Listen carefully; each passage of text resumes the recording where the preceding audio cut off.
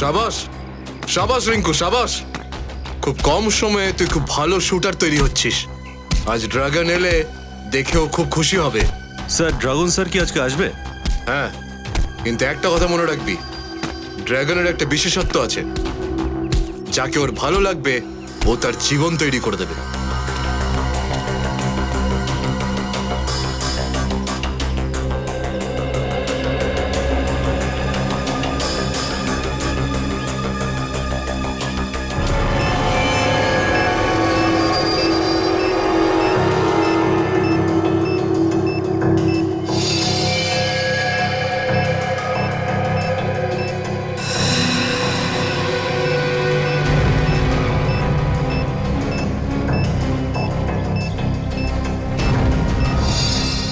7 বছর ধরে এই সময়ের অপেক্ষায় আছি।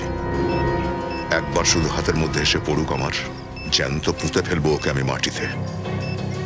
7 বছর? কোনো ঝামেলা হয়েছিল নাকি? আমার সাথে নয়, আমার বন্ধু বিরাজের সাথে। বিরাজ? হ্যাঁ, আমার বন্ধু। অনেক বছর আগে যখন ট্রেনিংয়ে ছিলাম আমরা, তখন ওখানেই বিরাজের সাথে দেখা হয়েছিল। আর ভীষণ বন্ধুত্ব হয়ে গেছিল আমাদের। বন্ধুত্ব নয়, ভাই ছিল আমার।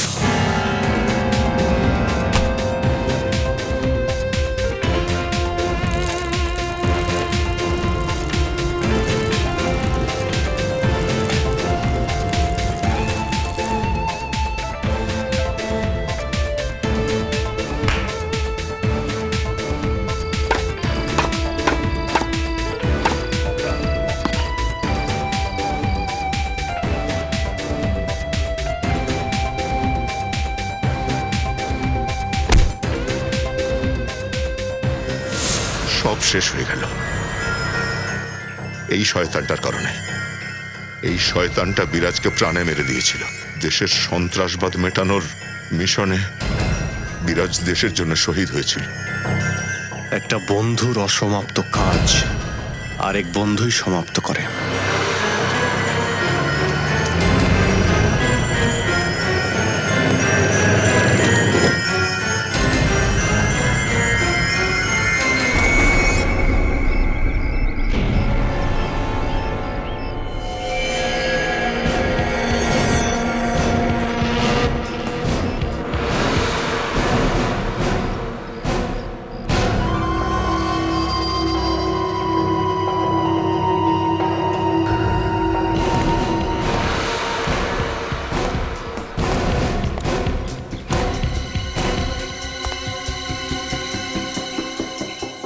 এসো এসো মিস্টার ডাঙ্গুলা, এসো।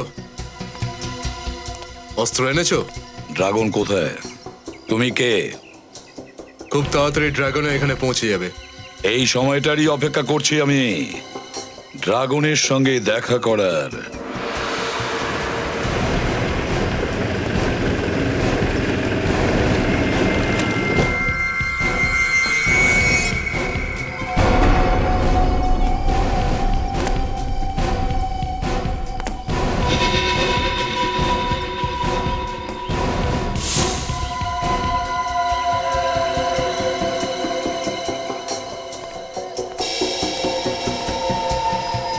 জঙ্গিলা! ড্রাগন?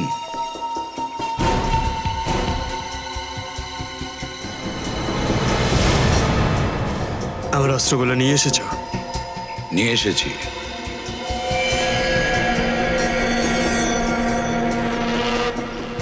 সব ঠিকঠাক তো? যে ধরনের অস্ত্র আমি তোমাকে দেব পৃথিবীতে আর কেউ দিতে পারবে না। একটা কথা জিজ্ঞেস করবো? এর আগে কার কাছ থেকে অস্ত্র নিতে?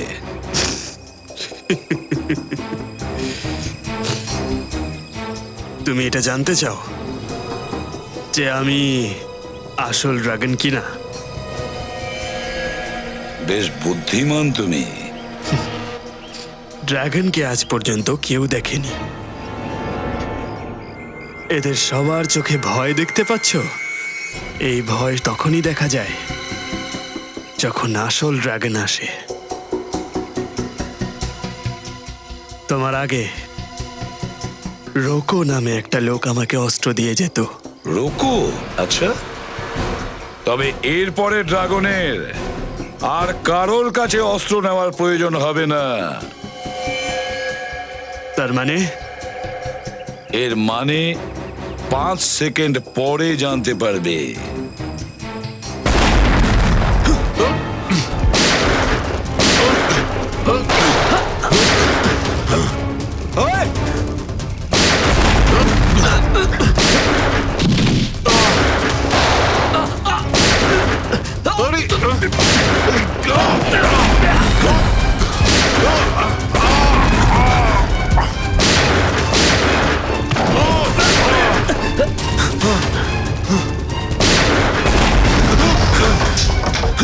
ড্রাগন,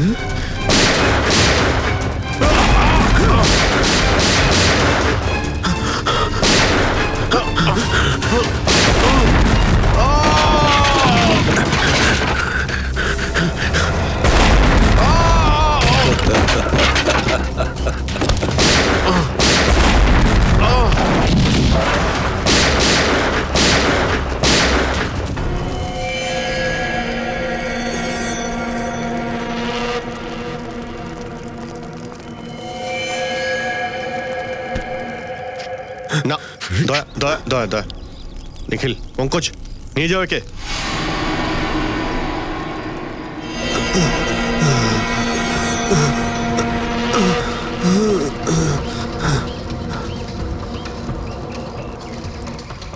কি হয়েছে Abhijit?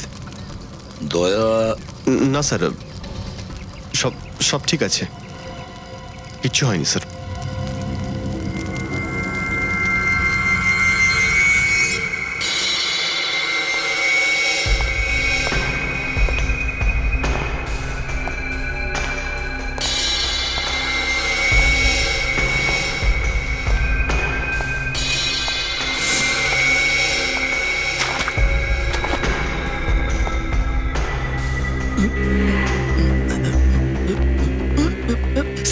Sir sir sir sorry, আপনি ভিতরে যেতে পারবেন না। কি বলতে চাইছো তুমি? স্যার, আপনি ড্রাগনের সাথে দেখা করতে পারবেন না। পঙ্কজ, আমার রাস্তা থেকে সরে যাও। স্যার, যতগুলো অস্ত্র পেয়েছি বেশিরভাগটাই অচল, জং পড়ে গেছে। সেটাই তো। এটা কি? হ্যাঁ, এত পুরনো মডেল, আর এই পুরনো মডেল দেখিয়ে ও নতুন সন্ত্রাসবাদী তৈরি করছে। স্যার, যতগুলো আক্রমণ ড্রাগন করেছে তার বেশিরভাগটাই আধুনিক অস্ত্র দিয়ে। তাহলে এই ট্রেনিংয়ে পুরনো অস্ত্রের ব্যবহার কেন করা হচ্ছে? আর স্যার, সমস্ত নতুন উগ্রপন্থী একেবারেই আনকোড়া স্যার, কলেজ থেকে মাথা মুড়িয়ে নিয়ে আসা বাচ্চা স্যার। আর একটা ব্যাপার স্যার, এত নামকরা সন্ত্রাসবাদী ড্রাগন এত সহজে আমাদের হাতে এসে যাবে বিশ্বাসই হচ্ছে না স্যার। সেটাই তো। তারপরে এটা দেখো, এত কম অস্ত্র ওদের ডেরা থেকে আমরা পেয়েছি। এটা কিভাবে সম্ভব? এত কম অস্ত্র দিয়ে কোনো আতঙ্কবাদী গ্রুপ কোনো হামলা করার প্ল্যান করতে পারে? হতেই পারে না। কিছু না কিছু তো গোলমাল আছে অভিজিৎ, কিছু না কিছু গোলমাল তো নিশ্চয়ই আছে। হ্যাঁ পঙ্কজ,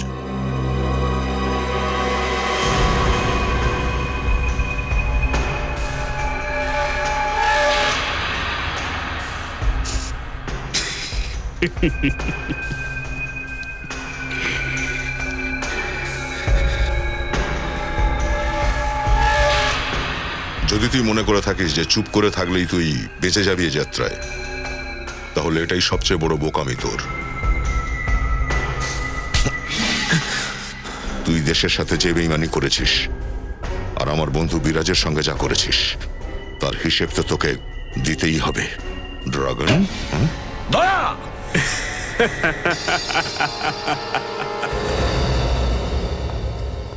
তুমি ভেতরে আসলে কিভাবে? স্যার, ওই আমি ড্রাগনের থেকে সত্যিটা বের করার জন্য। পঙ্কজ তোমাকে বলেনি যে উইদাউট পারমিশন কেউ ভেতরে আসতে পারবে না? তারপরেও যে তুমি এত সিনিয়র হয়ে গেছো যে আমার অর্ডারকে তোয়াক্কা করছো না। I am sorry sir. Sorry sir, sorry বললে হয়ে গেল? স্যার, আমি কথা বলছি ওর অভিজিৎ, সঙ্গে। অকারণে ওকালতি আমি পছন্দ করি না। যে কোনো পরিস্থিতিতে আজকে জানবই দয়া যে তোমার এর সঙ্গে এমন কি পার্সোনাল শত্রুতা আছে যে তুমি আমার অর্ডারকে অমান্য করছো?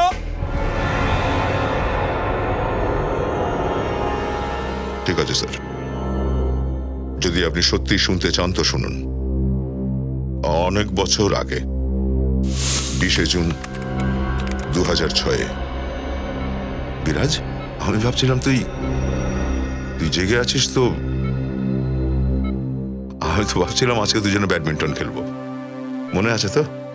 গতবারে তুই হারিয়েছিলিস আমাকে। হ্যাঁ, আজ আমি জিতবো কিন্তু। চল। কি হলো? আরে তুই ডাক্তারবাবুর কথা বিশ্বাস করিস, তোর কিছু হবে না। তোর নিজের বন্ধুর উপর ভরসা আছে তো, কিছু হতে দেবো না তোর আমি, বুঝেছিস? কিছু হতে দেবো না।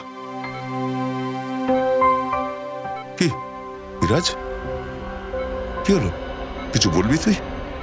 কি? হ্যাঁ, আমার মৃত্যুর বদলা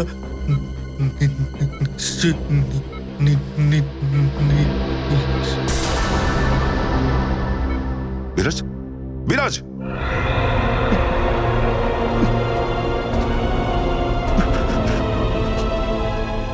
সেই দিনই ভেবে নিয়েছিলাম স্যার, এই ড্রাগনকে ধরবো আমি, বিরাজের মৃত্যুর প্রতিশোধ নেব। দয়া,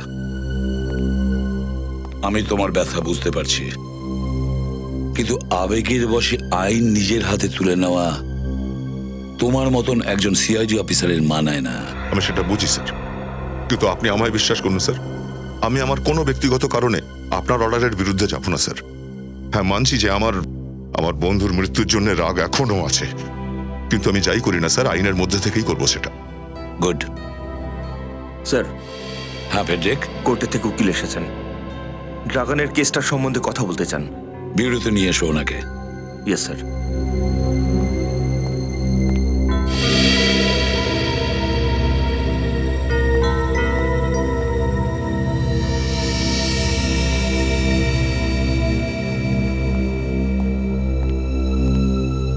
sir, I am really sorry. আমি আমার ডিউটিটা করেছি স্যার। তুমি একটু বাইরে যাও। হ্যাঁ স্যার।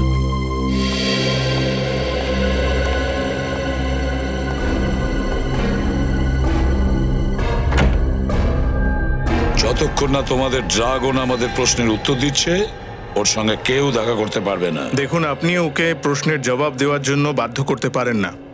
এই কেসের ইনভেস্টিগেশন ইন্টারন্যাশনাল ল অনুযায়ী হওয়া উচিত। আপনি আমাকে ইন্টারন্যাশনাল ল সম্পর্কে যদি না বোঝান তাহলে বেটার হয়। অজস্র লোকের মৃত্যুর জন্য দায়ী ও। আপনার ড্রাগন, বুঝেছেন? ও একজন সন্ত্রাসবাদী। কোথায় আমার স্বামী? বলুন আপনারা, বলুন কোথায়? এক মিনিট ম্যাডাম, প্লিজ আপনি শান্ত হন। আগে এটা বলুন যে আপনি কে আর কি হয়েছে আপনার স্বামীর। দুদিন হলো আমার স্বামী বাড়িতে ফেরেননি। জানি না কি অবস্থায় রেখেছেন আপনারা ওকে। আমরা? আপনার স্বামীকে আমরা কবে নিয়ে এলাম? আপনারাই তো ওকে অফিস থেকে নিয়ে গেছিলেন দুদিন আগে।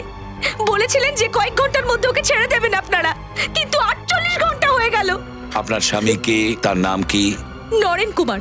উনি একজন ইন্ডাস্ট্রিয়ালিস্ট। নরেন কুমার ইন্ডাস্ট্রিয়ালিস্ট? না, আমার তো কিছু মনে পড়ছে না এরকম কোনো লোককে আমরা তুলে নিয়ে এসেছি বলে। আপনার কোথাও ভুল হচ্ছে। না, আমি জানি যে আপনারা সিআইডি লোকেরাই ওকে তুলে এনেছেন। যদি আপনার স্বামীকে এখানে নিয়ে আসতাম তাহলে আমরা সেটা লুকিয়ে যাব কেন? স্যার, হ্যাঁ? স্যার একটা বড় গোলমাল হয়ে গেছে। কি গোলমাল হয়েছে? স্যার, ড্রাগন মরে গেছে। ড্রাগন মরে গেছে? হ্যাঁ স্যার। মাই গড! অভিজিৎ, দেখো তো। স্যার,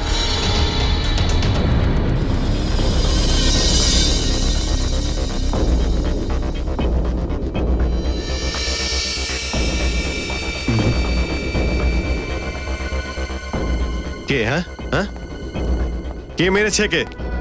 কে আর হবে? ওই হবে আপনার দরজা ভাঙা সিনিয়র ইন্সপেক্টর দয়া।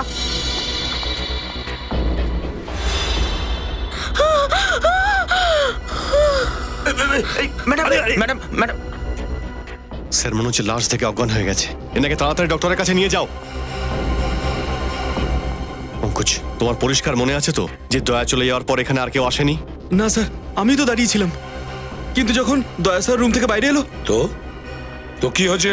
স্যার ওনার হাতে রক্ত লেগেছিল স্যার।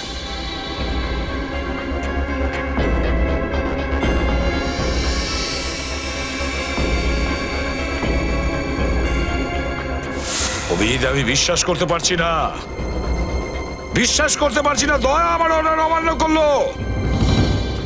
আমি আপনাদের সব মিডিয়ার লোকেদের এখানে এই জন্য ডেকে পাঠিয়েছি যাতে সিআইডির জঘন্য রূপটা আপনাদের সামনে তুলে ধরতে পারি আমি, যাদের এই দেশের সব মানুষ ন্যায় আর সততার প্রতীক বলে মনে করে। তাহলে কি আপনি সিআইডির ব্যাপারে কোনো কিছু রহস্য উন্মোচন করবেন? আগে হ্যাঁ, এমন কিছু বলতে চাই যেটা শুনে আপনারা একজন স্ত্রীর যন্ত্রণার কথা বুঝতে পারবেন, নিজের স্বামীকে হারানোর যন্ত্রণা। কিন্তু আপনার স্বামীকে হারালেন কিভাবে? আমি সেই অভাগী যার স্বামী সিআইডির অত্যাচারের বলি হয়েছে। কি নরেনবাবু আর বেঁচে নেই? না, দুদিন আগে সিআইডির কিছু লোকজন ওকে ওর অফিস থেকে অকারণে তুলে নিয়ে যায়, এটা বলে যে কিছু জিজ্ঞাসা করার আছে।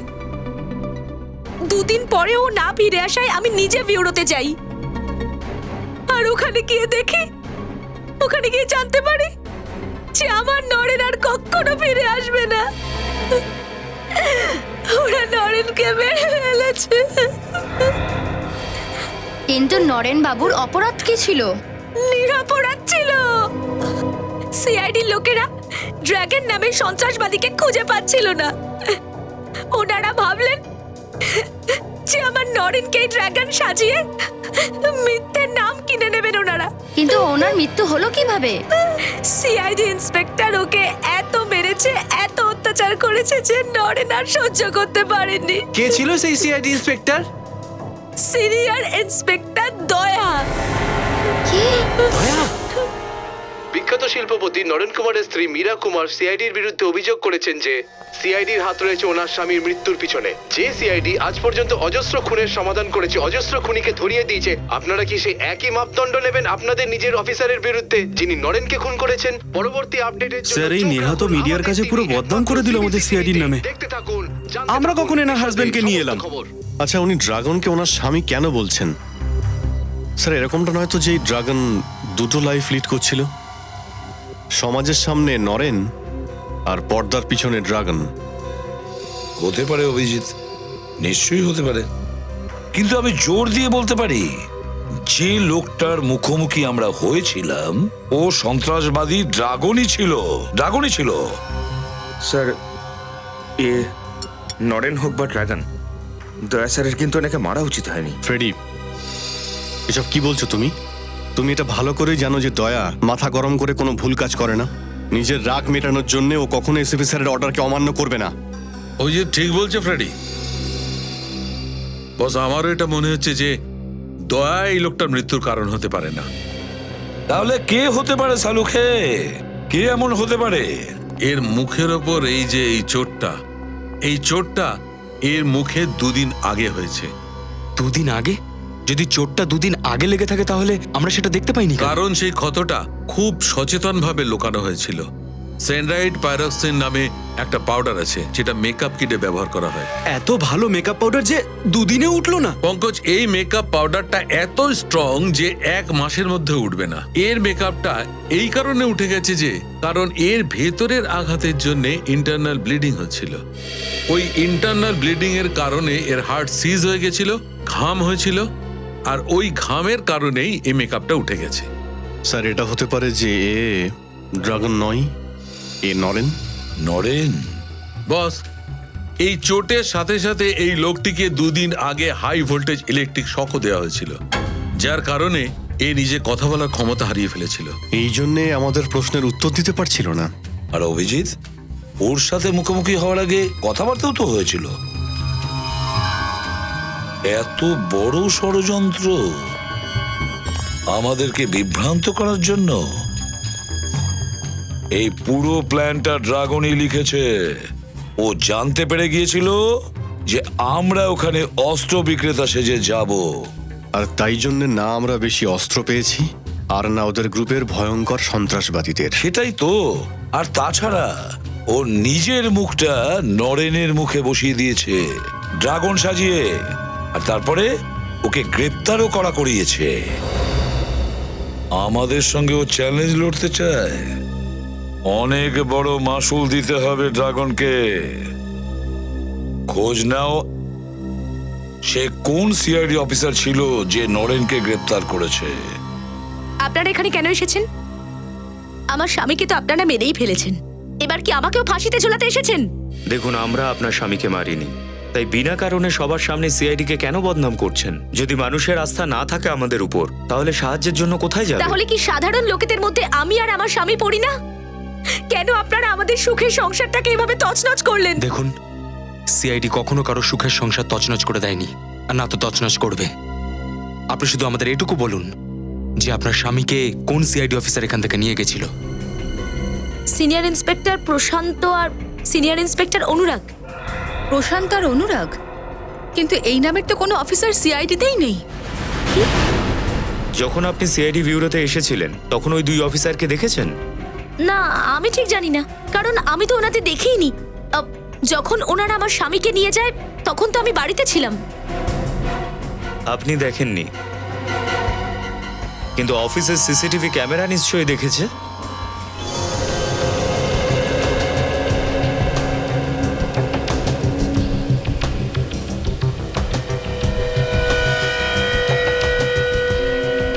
স্যার, ওই সন্ত্রাসবাদী লোকটা ড্র্যাগনই ছিল? হ্যাঁ নিখিল, ও ড্রাগনই ছিল, কিন্তু গন্ডগোলের সময় ড্রাগন নরেনের জায়গায় লুকিয়ে পড়ে আর নিজের জায়গায় নরেনকে পাঠায় গ্রেপ্তার করানোর জন্য। কিন্তু স্যার, ওই দিন অপারেশনের পরে অনেকক্ষণ তো আমরা সার্চ করেছিলাম। যদি ড্রাগন এখানে লুকিয়ে থাকতো তাহলে আমরা পেলাম না কেন? সেটাই তো, ও এখানেই কোথাও লুকিয়েছে, এখানেই কোথাও পাওয়া যাবে, নিশ্চয়ই পাওয়া যাবে। এই জমিটার চারদিকটা ভালো করে দেখো, দরকার হলে খুঁড়ে দেখো।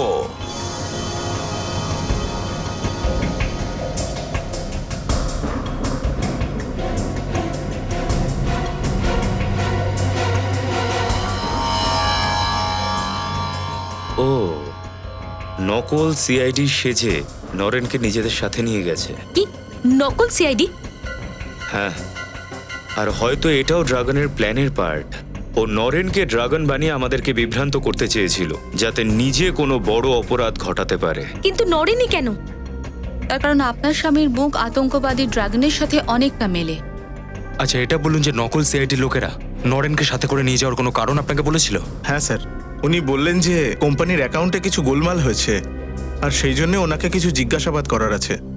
কেমন হেরাফেরি? স্যার, আসলে গত মাসেই নরেন স্যার জানতে পেরেছিলেন যে ওনার অ্যাকাউন্ট থেকে 30 কোটি টাকা গায়েব হয়ে গেছে। কিন্তু যখন আমি অ্যাকাউন্ট চেক করে লেজার ওনাকে দেখালাম তখন জানা গেল যে 30 কোটি টাকার চেকটা উনিই ইস্যু করেছিলেন। এই চেকটা উনি কার নামে ইস্যু করেছিলেন? 30টা আলাদা আলাদা কোম্পানির নামে। কোনো কোম্পানি সিঙ্গাপুরে ছিল, কোনোটা ইটালিতে, কোনোটা ফ্রান্সে। আমরা ওই কোম্পানিগুলোকে ট্রেস করার অনেক চেষ্টা করেছি, কিন্তু কোনো কোম্পানির খোঁজ পাওয়া যায়নি। আর সব চেকেই নরেনের সিগনেচার ছিল। হ্যাঁ স্যার, সিগনেচার তো ওনারই ছিল, কিন্তু উনি বললেন উনি সিগনেচার করেননি। যাই হোক না কেন স্যার, হুবহু ওনার সিগনেচার নকল করে কেউ গোলমাল করছে। স্যার, এরকম গোলমাল তো কোনো কাছের লোকই করতে পারে, যে নরেনের খুব কাছাকাছি। খুব সহজেই তার চেকবুক আর তার অ্যাকাউন্ট পর্যন্ত পৌঁছে যেতে পারে। আচ্ছা, এই ঘটনার পর থেকে এমন কোনো এমপ্লয়ি আছে যে আর অফিস আসছে না? হ্যাঁ স্যার, নরেন স্যার চলে যাওয়ার পরের দিন থেকে দীপক আর অফিসে আসছে না। আচ্ছা, এই দীপক নরেনবাবুর চেকবুক পর্যন্ত পৌঁছতে পারতো? হ্যাঁ স্যার, ও তো অ্যাকাউন্ট সেকশনই কাজ করতো। দেখি তো, যখন নকল সিআইডি লোকেরা এখানে এসেছিল তখন দীপক কি করছিল। আরেকবার চালাও তো।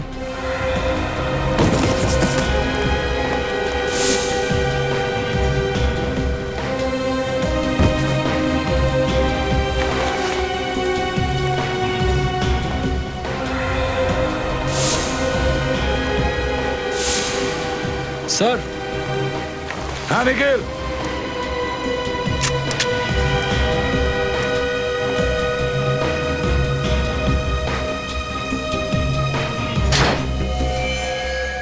এই স্যার,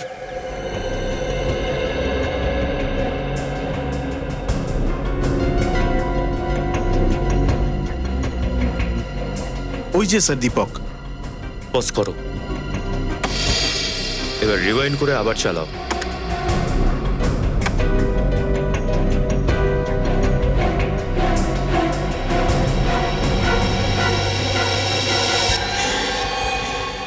দেখলেন স্যার? স্যার, নকল সিআইডির লোকেরা দীপকের দিকে তাকিয়ে কিছু ইশারা করলো আর দীপক মুখ ঘুরিয়ে নিল। হ্যাঁ, আর কোনো মানুষ নজর তখনই সরায় যদি তার মনের মধ্যে ময়লা থাকে। দীপকের অ্যাড্রেসটা দাও। দা তুমি তুমি এখানে কি করছো? স্যার আমি আসল ড্রাগনের খোঁজে এসেছিলাম স্যার। স্যার ড্রাগন এখানে দুদিন লুকিয়েছিল আর আগে থেকেই খাওয়ার সমস্ত বন্দোবস্ত করে রেখেছিল এখানে। কিন্তু দয়া, এই কথা তুমি আমাকে আগে বলনি কেন? স্যার আমি এসেছিলাম বলবার জন্য, সেই সময় নরেনের ওয়াইফ আর ওই উকিল ছিল আপনার সঙ্গে। তোমার কি হয়েছে দয়া? হ্যাঁ, এটা তুমি আগে বলো যে তুমি কিভাবে জানলে যে ড্রাগনই নরেন? স্যার যখন আমি নরেনকে ইন্টারোগেট করছিলাম তখন আমি দেখেছিলাম স্যার ওর হাতের সমস্ত আঙুল ঠিকঠাক আছে, একটাও কাটা নেই স্যার।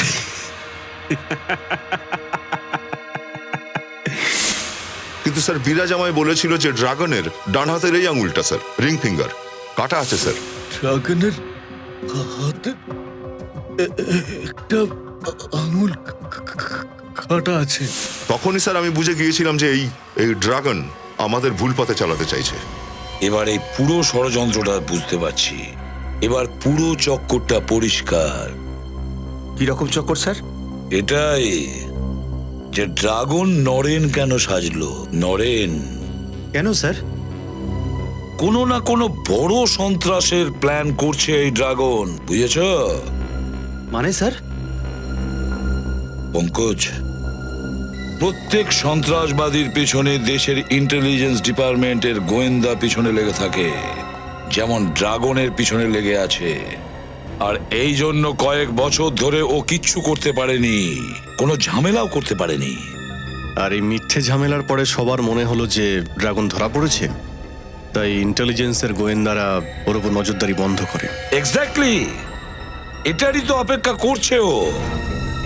ও এবার পরের হামলার প্ল্যান করছে, পরের হামলার প্ল্যান। স্যার মনে হচ্ছে এবার হামলা খুব বড় ধরনের হতে পারে, সেই জন্যই ও 30 কোটি টাকার ঘোটালা করেছে নরেনের কোম্পানিতে। আর ওই 30 কোটি টাকা দিয়ে না জানি কত বোমা কত গুলি বারুদ কিনবে স্যার এই ড্রাগন। আর এবার জানি না কতগুলো নির্দোষ দেশের লোক ওর শিকার হতে চলেছে। দয়া, আমাদের দেশবাসীদের কোনো ক্ষতি হতে আমি দেব না, যাতে ড্রাগন আমাদের দেশের কোনো ক্ষতি না করতে পারে। ওকে দমিয়ে দেব আমরা। আরে মুকেশ, ও মুকেশ,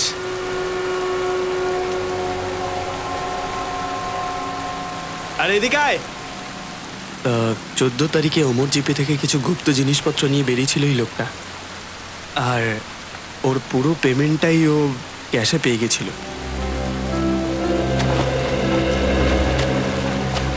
মুকেশ, আমি কিচ্ছু করিনি স্যার, আমি তো একটা সাধারণ মানুষ, কোনো অপরাধী নই। আমরা জানি। আচ্ছা এটা বলো তো, 14 তারিখে যে জিনিসটা ডেলিভারি তুমি জেটি থেকে করেছিলে সেটা কি ছিল? আমি জানি না স্যার। জানো না? জিনিসটা তোলার সময় চেক করোনি তুমি? জিনিসটা সিল প্যাক করেছিল স্যার, পুরোপুরি প্যাক করা ছিল ওটা। তুমি জিজ্ঞেস তো করেছো যে ওই বক্সগুলোতে কি আছে? হ্যাঁ জিজ্ঞাসা করেছিলাম, তো দীপক বাবু বললেন যে কোনো কাঁচের জিনিস হবে। দীপক? তুমি কি এই দীপকের কথা বলছো? হ্যাঁ হ্যাঁ স্যার, ইনি সেই দীপক বাবু। আচ্ছা জিনিসগুলোর ওজন কত ছিল? 200 কিলো হবে। 200 কিলো? কোথায় নামিয়েছিল জিনিসগুলো? ওই তো দইসারের কাছে কামান গাঁও আছে না, ওখানে একটা মিল আছে, ওখানে নামিয়েছিলাম। কমন গাঁও?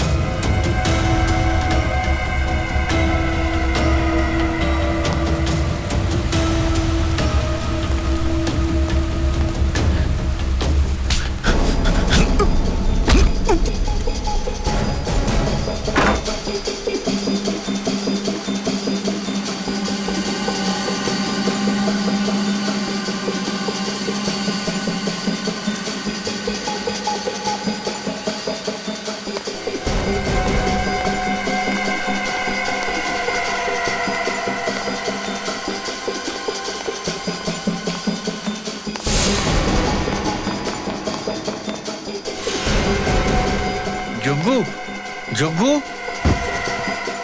ওকে কেউ মেরেছে।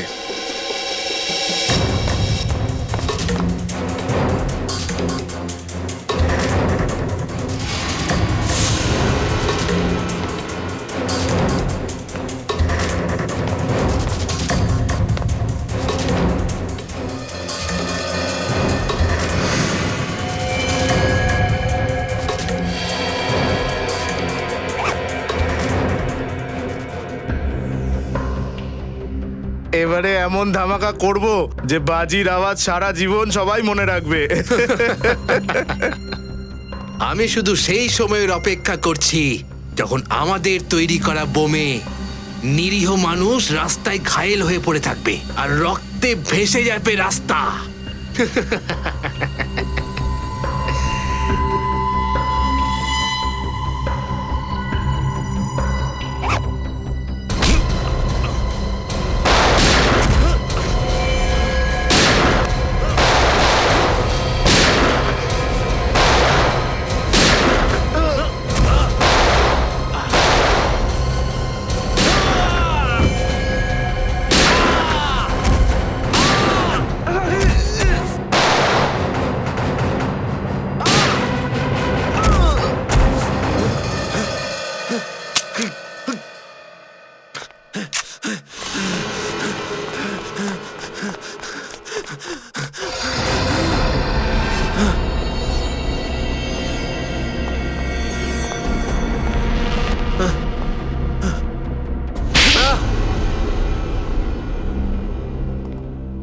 আমাকে ক্ষমা করে দিন স্যার। এই দীপক কোথায় পাওয়া যাবে একে? এটা তো রকি দাদা স্যার। রকি? এ তো ড্রাগনের খুব কাজের লোক। ড্রাগন একে ছাড়া কোনো মিশন পুরো করে না। কোথায় পাওয়া যাবে একে? স্যার আমি জানি না স্যার, না এদের কোনো অ্যাড্রেস আছে না কোনো নাম্বার, শুধু ওনারাই আমাকে কন্ট্যাক্ট করতেন স্যার। সমস্ত আরডিএক্স এখানেই আছে না, নাকি বোমা বানাতে কিছুটা শহরে পাঠানো হয়েছে? না স্যার, সব আরডিএক্স এখানেই আছে স্যার, চাইলে আপনি নিজেই দেখে নিন স্যার। পুরো 200 কিলো আছে স্যার। রজত, সব আরডিএক্স সিজ করে নাও। স্যার স্যার একটা কথা বুঝতে পারছি না, যখন ড্রাগন নরেন হয়ে এসএপি স্যারের সামনে এলো তখন স্যার ওকে কেন চিনতে পারলো না? দুজনের মুখের মধ্যে এত মিল কি করে থাকতে পারে? মেলার কথা নয় শ্রেয়া, নিশ্চয়ই ড্রাগন নিজের মুখের পরিবর্তন ঘটিয়েছে যাতে নরেনের মতো দেখায়। কিন্তু স্যার ড্রাগন নরেনকেই কেন চুজ করলো? তুমি 30 কোটি টাকা ফ্রডের গল্পটা জানো? হ্যাঁ স্যার। নরেনের কোম্পানিতে দীপক ছাড়া অন্য কেউও ছিল যে ড্রাগনের সঙ্গে মিলিত ছিল। অন্য কেউ? নরেনের মৃত্যুতে আর কার কি লাভ হতে পারে স্যার? নেহা। নরেনের মৃত্যুর পরে ওর এত টাকার সম্পত্তি এখন সব তো নেহার নামে হয়ে গেছে। নেহা ম্যাডামকে ডাকো, ওনার সঙ্গে কিছু কথা আছে। কিন্তু নেহা ম্যাডাম তো অফিসেই নেই। অফিসে নেই? কোথায় গেছেন? হয়তো নিধি বলতে পারবে, ও ওনার পিএ। এক মিনিট। নিধি, নিধি, কি হয়েছে স্যার? তুমি জানো নেহা ম্যাডাম কোথায় আছেন? জানি না, হঠাৎ উনি কার একটা চিঠি পেলেন আর সেটা পড়ে বেরিয়ে গেলেন। ওই চিঠিটা এখনো কেবিনে আছে? হ্যাঁ, উনি ওটা পড়ে ডাস্টবিনে ছিঁড়ে ফেলে দিলেন।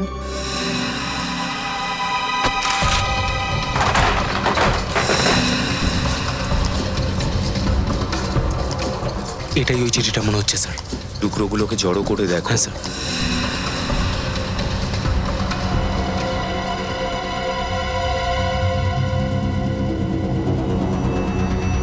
ও তাহলে এই ব্যাপার।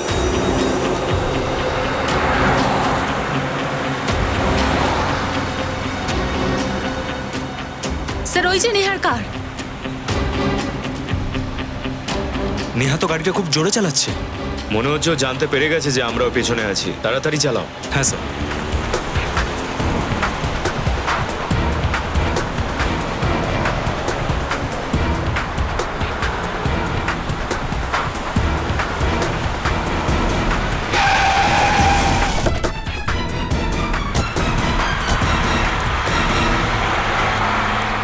অনেক হয়ে গেছে ঘোরাঘুরি, এবার বাকিটা সিআইডির গাড়িতে।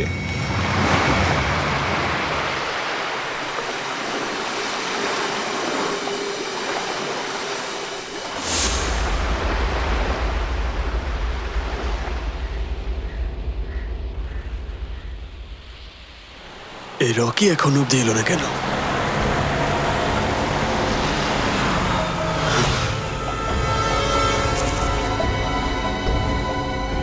চলে আয়।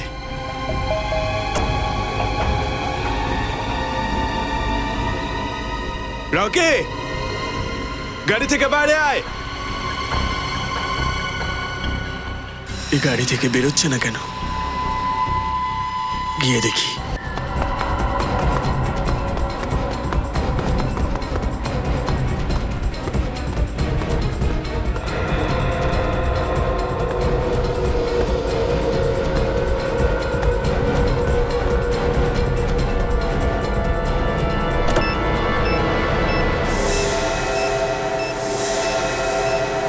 বোম? হ্যাঁ, বোম বোম। কে? ড্রাগন? পৃথিবীর সব থেকে বিপজ্জনক আতঙ্কবাদী? সামনে বোম দেখেই প্যান্ট আলগা হয়ে গেল? কখনো ভেবে দেখেছ যখন তুমি বোম ব্লাস্ট করে নিরীহ লোকগুলোকে উড়িয়ে দাও তখন কি অবস্থা হয়? তখন কতটা অন্যায় হয় ওদের পরিবারের প্রতি তুমি ভেবে দেখেছ? তুমি একা আমার কি করবে সিপি? আরে চারদিকে তাকিয়ে দেখ, দেখ চারদিকে তাকিয়ে।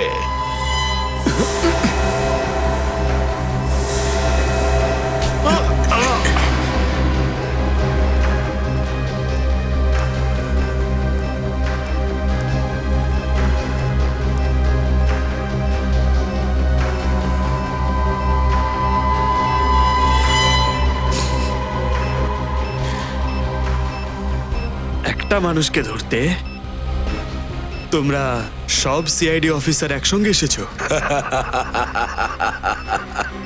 আরে তোর জন্য তো একজনই যথেষ্ট। আচ্ছা, শুধু একজন। ডাকো ওকে।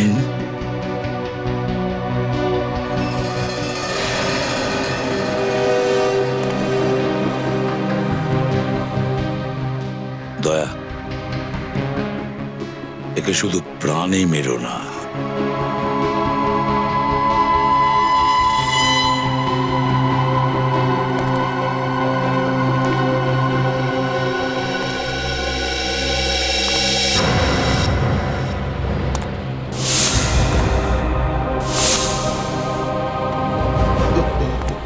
আমার মৃত্যুর বদলা নিশ্চয়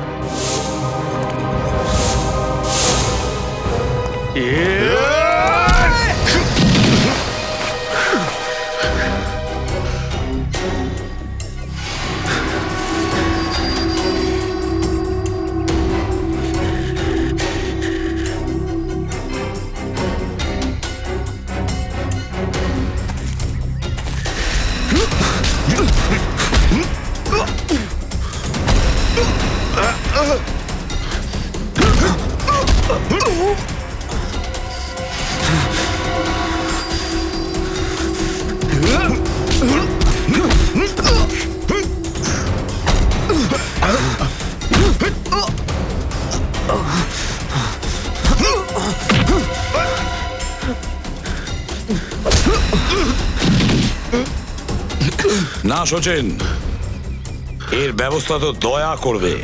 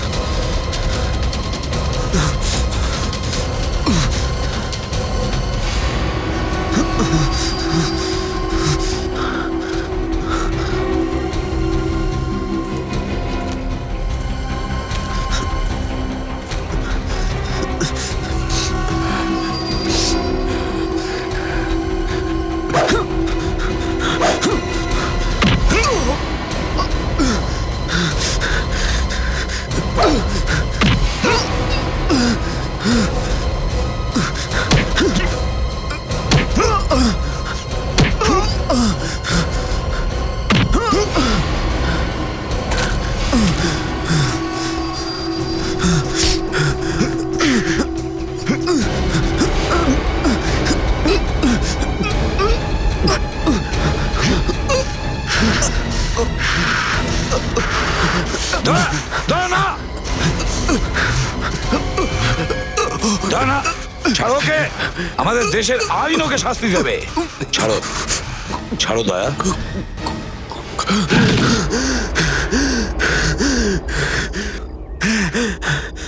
হ্যাঁ, আমি বিরাজকে মেরেছিলাম।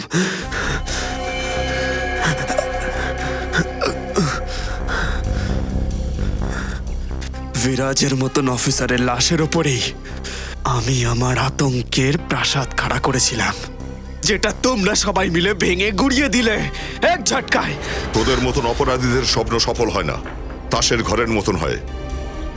আইনের ছোট্ট ধাক্কায় এইরকমই ভেঙে যায়। কিন্তু আমি পুরো প্ল্যান করেছিলাম দেশ ছেড়ে পালিয়ে যাওয়ার। তোমরা কি করে জানতে পারলে যে আমি কোথায় আছি? এর সাহায্যে, এই রকির জন্য। এই রকি তোমার সমস্ত সাজানো প্ল্যান আমাদেরকে প্রথমেই বলে দিয়েছিল। তুই বেইমানি করলি আমার সঙ্গে। রকি ওই দিন তোমার সঙ্গে বেইমানি করেছে যেদিন তুমি নরেনকে খুন করেছিলে। কি? হ্যাঁ, আমি নরেনের বউ নেহাকে ভালোবাসতে শুরু করি। আমি ভাবলাম যে তুমি নরেন হয়ে যাবে, তাহলে আসল নরেন আমার রাস্তা থেকে সরে যাবে আর নেহা আমার হয়ে যাবে।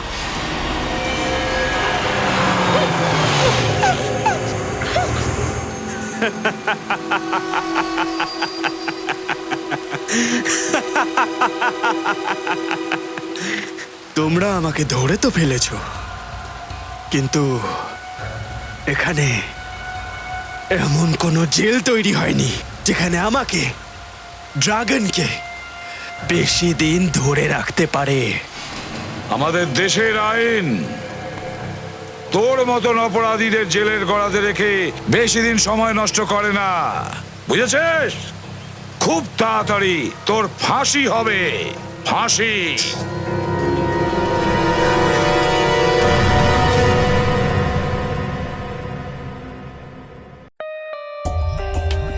For more updates, subscribe to our channel, click the show links and enjoy watching the videos.